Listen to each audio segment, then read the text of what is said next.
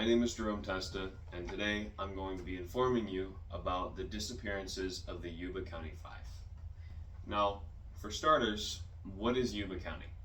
You see, Yuba County in itself is a county up in Northern California near the Sierra Nevada, a notorious mountain range that can get very cold in the winters. And this was, at the time of everything happening, was during February, just getting out of the winter.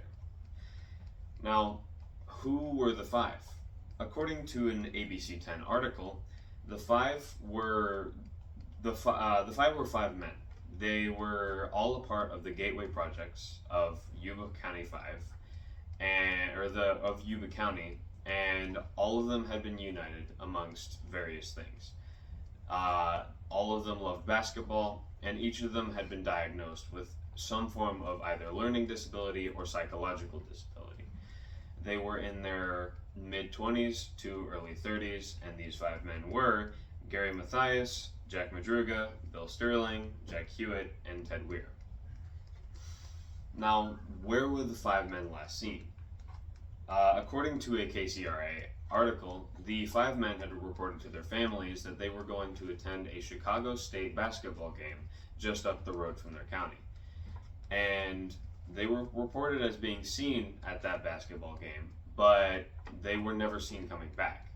So after a few days passing, the families of the boys had inevitably called the police, and a search party had been launched. And unfortunately, the search party had found their abandoned car on the side of the road, far off of where their initial path was for going to the Chicago State basketball game. Now, fast forward around a couple months, 3 months or so.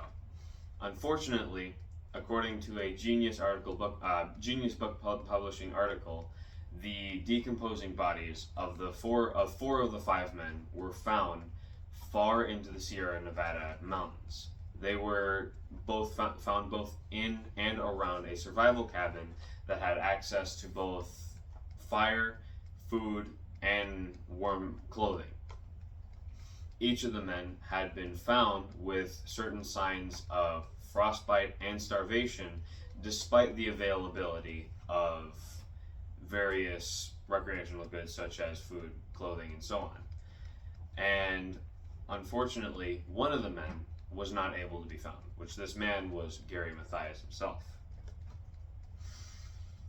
Now, the disappearances of these five men have many speculations behind them, but there are three primary speculations that are most primarily believed amongst the people who hear about this story. The first one is disorientation and panic. The night that they disappeared was cold and low visibility, so it is very possible that these men had taken a wrong turn and gone up the wrong road, and after doing that, they were disoriented, panicked, and just made poor decisions, which led them to their unfortunate deaths. Though the second theory that has been brought forth from many people is that there was a form of foul play. There is no specific individual behind this idea of foul play, just that it could have been any form of foul play done by anybody that led these men towards their demise in those mountains. Though the third and interesting theory of the disappearances of these boys is the one gentleman of the group that was not found, and his name was Gary Mathias. Many people are speculating that Gary Mathias, since his body was not found, it is possible that he could have survived. And people are alleging that Gary Mathias had been responsible for the boys taking that wrong turn, and the boys taking the wrong turn, abandoning their vehicle, and being stuck up there for the time that they were. Again, his body was not found, so that's what brings the merit behind the theory of this. And so, what does this tell us? This in itself was just an ordinary night. The five men wanted to go out to their basketball game. They wanted to enjoy it, and they were going to come right back to their families. But unfortunately, that is what didn't happen. This is a powerful reminder of the effects of human vulnerability and just how it can affect people completely unpredictably and at any time.